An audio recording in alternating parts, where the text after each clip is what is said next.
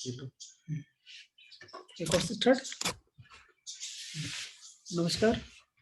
Ecology and environment biology के एक chapter major biomes में ही आपको आज हम टुंड्रा बायोम्स के बारे में विस्तार से चर्चा करेंगे। टुंड्रा बायोम्स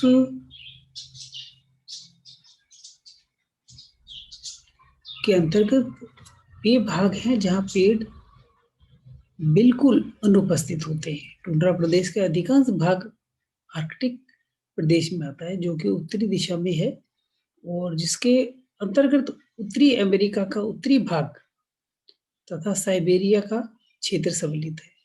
इस प्रदेश की खास पहचान यहाँ होने वाला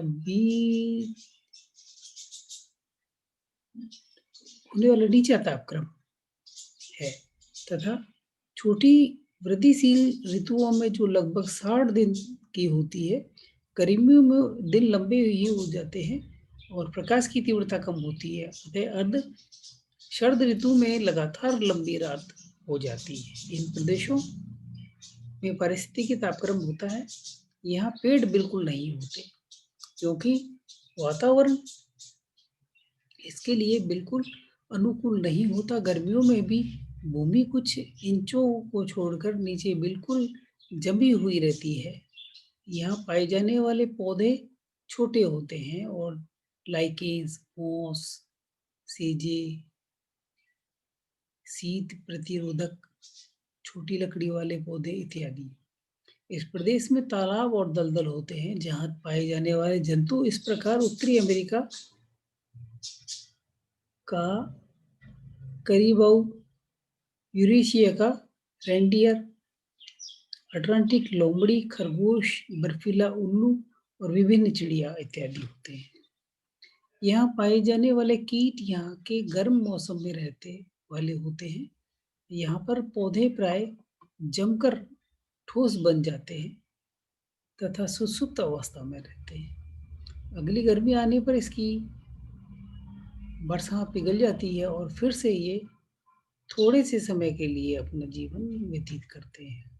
टुंड्रा में आने वाले ध्रुवीय प्रदेशों का जीवन पाया जाता है। जहाँ भूमि बर्फहीन होती है वहाँ केवल जंतु ही मिलते हैं। वास्तव में यह ध्रुवीय प्रदेश एक स्थलीय प्रदेश की भाग व होकर एक जलीय प्रदेश का भाग होना चाहिए था। यहाँ वालरस, सील और पेंगुइन जंतु पाए जाते हैं। टुंड्रा प्राणियों के अनुकूल अडेप्टेशन में देखिए, टुंड्रा क्षेत्र में रहने वाले प्राणियों निम्नानुसार के अडेप्टेशन पाए जाते हैं।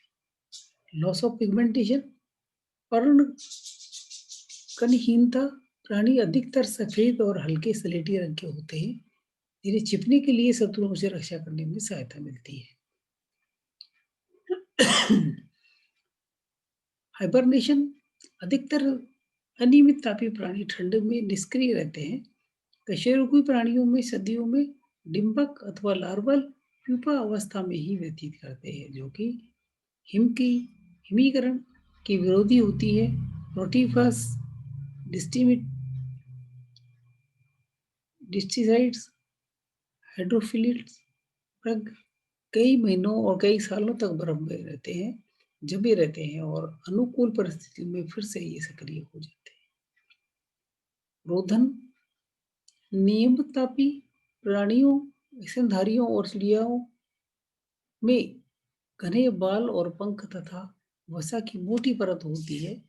ये युक्तियां शरीर की ऊष्मा को बनाए रखती है।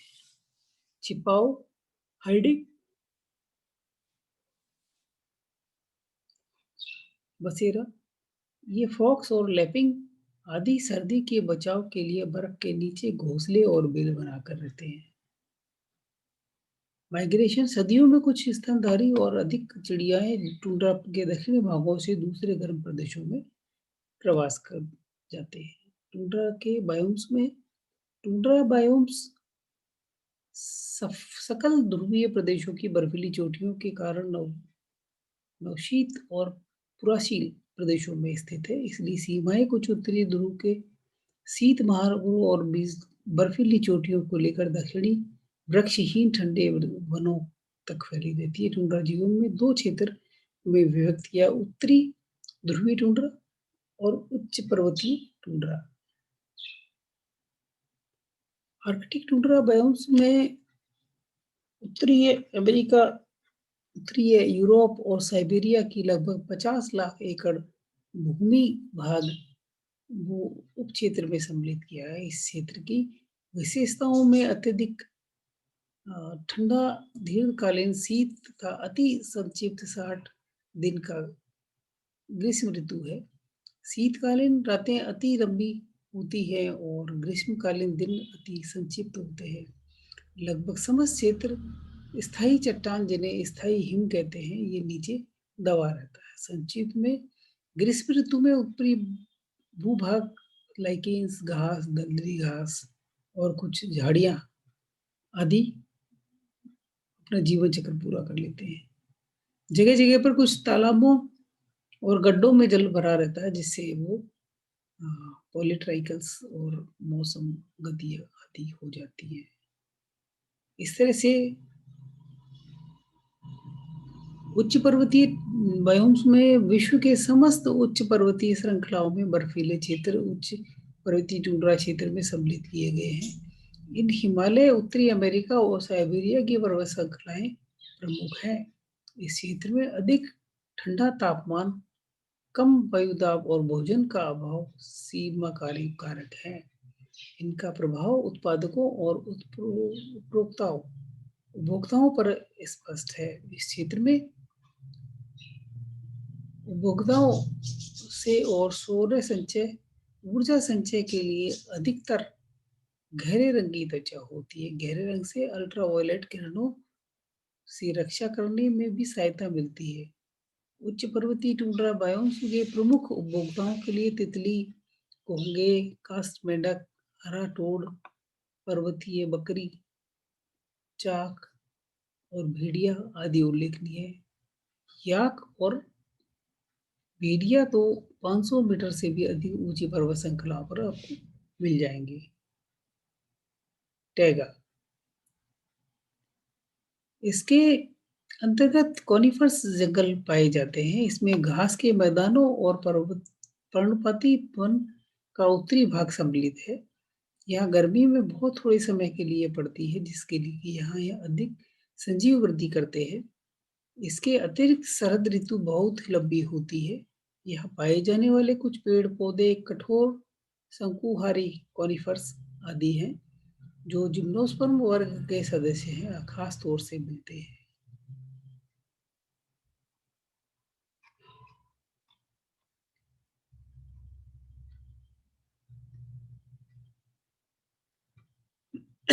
टैगा बायोम्स में मैदानी जीवों के अंतर्गत कुछ टुंड्रा प्रदेशों के नीचे क्षेत्र में यूरोप, साइबेरिया, कनाडा भूभाग में फैले विशाल ठंडे प्रदेश को टैगा बायोम्स कहते हैं।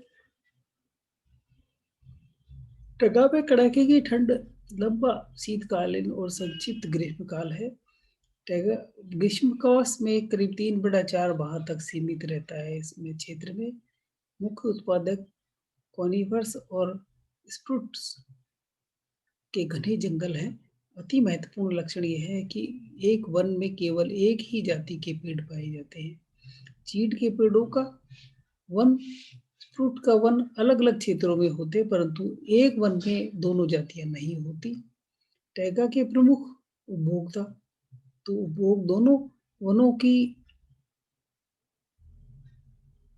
सुनीली पत्तियों या इनकी कोन को भोजन के रूप में उपयोग करते हैं। शाकाहारी उपभोक्ताओं में सिकिंटिक, क्राउसबिल चिड़िया, स्तनधारियों में गिलहरी, मूस, हिरन,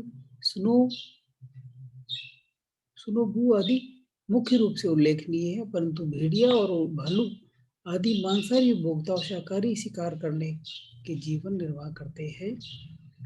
और टैगा बायोम्स में जीव संख्या दोलन की प्रक्रिया विशेष रूप से उल्लेखनीय है। कुछ जंतुओं की आबादी ऋतु परिवर्तन के साथ परिवर्तन करती है और उपयुक्त समय पर वापस पुनः मूल स्थान पर आ जाती है। अतः इसकी जनसंख्या किसी स्थान पर सदैव समान नहीं रहती, इसलिए विभिन्न मनु मनुओं में आबादी का घनत्व बदलता रहता है। विभिन्न ऋतुओं में इस प्रक्रिया को जीवन दोलन अथवा ओसिलेशन कहते हैं। इसी के साथ ये आपका ये चैप्टर आज यही समाप्त होता है। कल हम किसी अन्य चैप्टर के बारे में